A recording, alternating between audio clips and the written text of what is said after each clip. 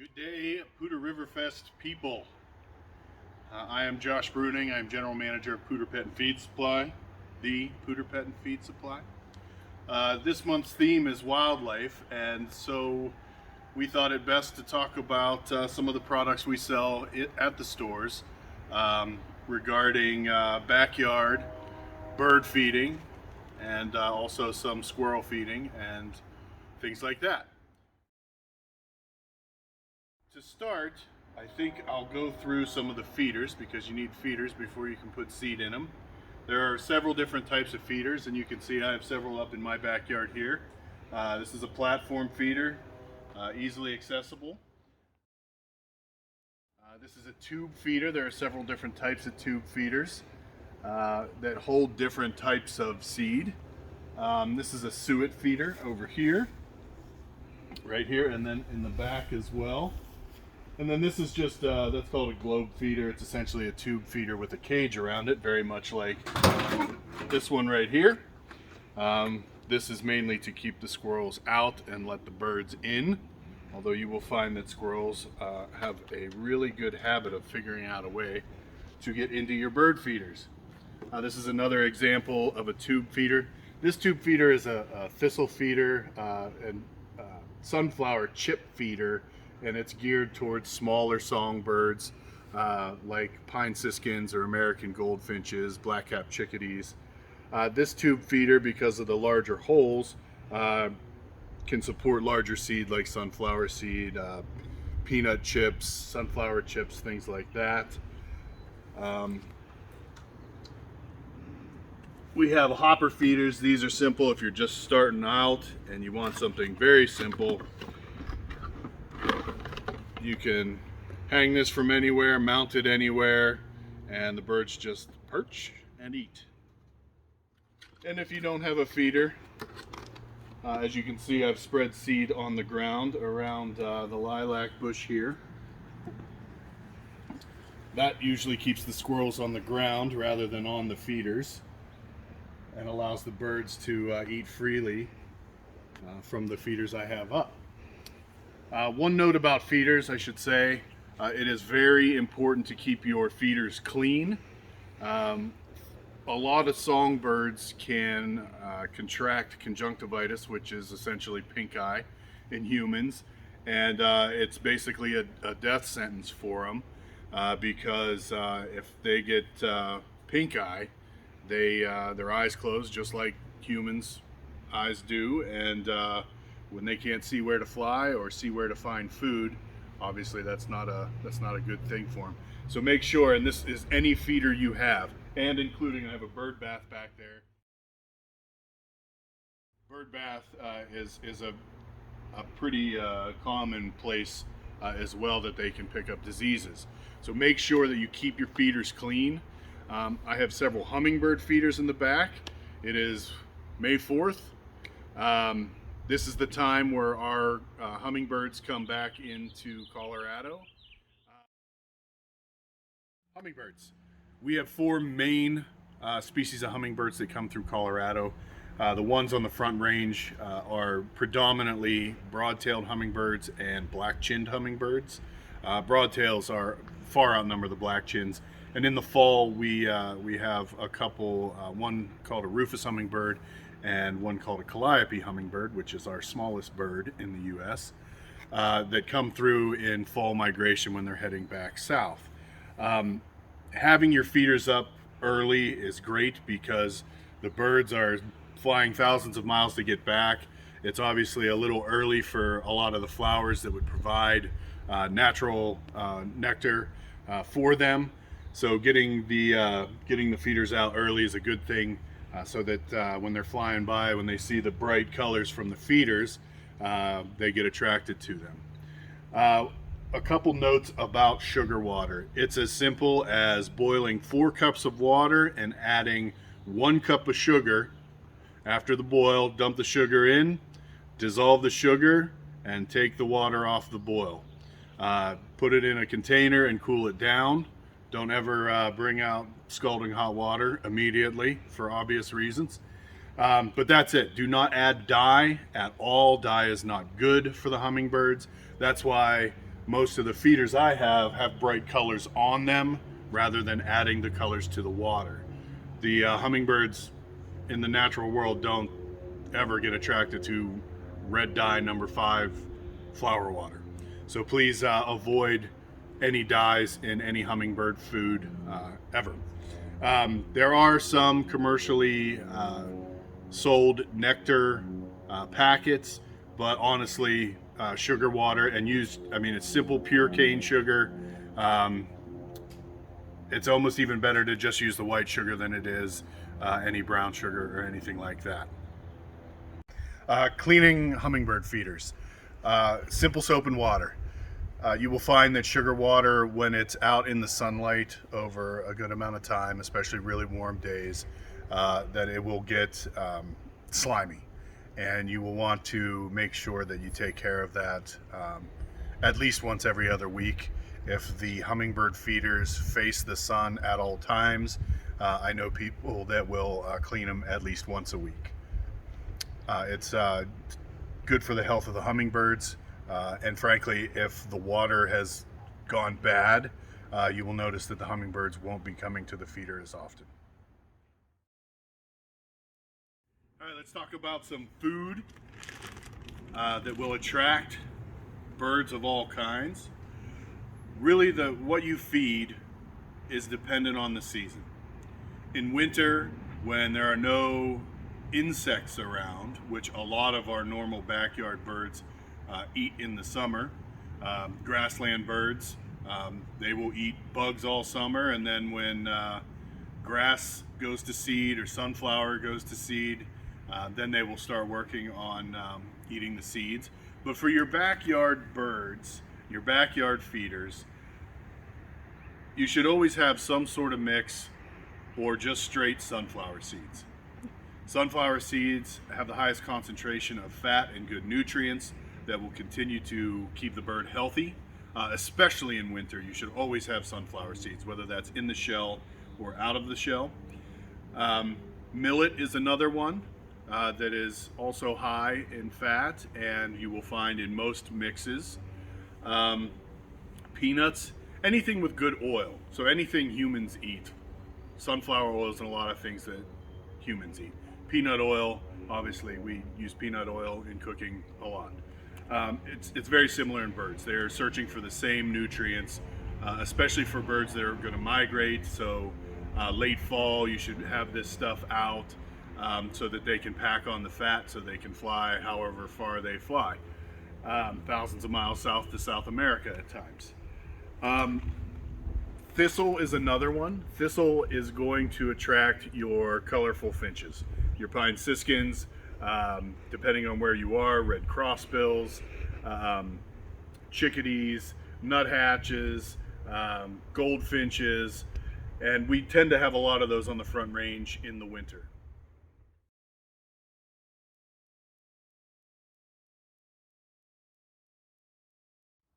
One seed that I tend to avoid feeding in my backyard is milo. You will find milo. It's also known as sorghum in some circles. I tend to avoid feeding milo. It's a little bit of a filler seed in blends just to make weight. But the main reason I don't feed it is that seed is high in tannins, and most birds will avoid it. The only way I generally recommend feeding milo is if you have many doves. Doves will eat milo, or if you've got some quail that frequent your backyard. Most ground feeders will tolerate milo, but your songbirds and the most colorful ones that come to your feeders will not touch it. And I feel like a lot of times you're wasting your money because most of the milo will stay on the ground, and milo will almost always sprout. I do want to make a note, we don't have a bag of it here. If you are one of those people like me that does not want millet and sunflower growing out of every corner of your yard, we have basically anything that says patio on it. Deck, porch, and patio is a blend we have. Country Blends Patio is one we have. Basically what they do there is they take the outer shell off and they heat the seed to the point where it kills the germination process. And therefore, if you throw that out on your patio, it's why it's called patio, you can spread it on your patio and not worry about any of these seeds sprouting in the cracks between your pavers or your flagstone, whatever you have down. They do cost a little more because of the processing of it, but for me it's totally worth it because I don't have to clean up or weed half of my yard in the summer. Our main brands that we carry are Wild Delight and Country Blends. They come out of Greeley, Colorado. Most of the seed in the blends are grown in Colorado, or at least Kansas, Nebraska, Colorado for the most part. So it's fairly local. That's why we support these companies. As far as when to feed what, that's a question we get a lot. This time of year when the bugs have returned, a lot of the birds that would normally be at your feeder in the winter now have other food sources. I always tell people, keep feeding them, keep seed out. They will. The chickadees will still come in. The nuthatches will still come in. Flickers and woodpeckers will still come in, especially to the suet. And I should make a note about the suet. When it gets too hot, you may want to move it to a shaded spot because it will melt. And if it gets too hot, there is a chance it will go rancid. But that is also a very good type of feed to have out in winter. It is generally made out of either palm oil or rendered beef fat. That is the base of it. And usually there's several different kinds. There's fruit flavors like cherry, or some have mealworms in it, like this one here, mealworms and nut chunks, insects, things like that. They go in this, I don't know that I mentioned this feeder. This feeder, just simple, couple bucks, throw one of those in there, hang it up like that, and you will have plenty of birds that gorge on that in the winter. Again, in the summertime, bird activity at feeders tends to go down just because of the availability of other food out in the world. All right, a couple more notes on food. We have one here called Sizzle and Heat. Birds can't taste, they don't have taste buds. Squirrels can. So one way to avoid squirrels is to put out seed that they would taste and would be hot in their mouth. That's why it's Sizzle and Heat. There's also some suet out there, hot pepper suet that we've had in the past that will effectively do the same thing because squirrels will eat suet as well. And another note about how to keep squirrels off of feeders. This here is called a baffle. And essentially what it does is the squirrel tries to get down to the feeder this way, and its weight pushes the baffle this way, and they fall to the ground, which is hours of pure entertainment because they will try it over and over again. You may have seen videos with people putting Crisco on their bird feeder poles, which is also a good way to keep squirrels from being able to climb up to a feeder, and it's not harmful, and again, hours of entertainment with that.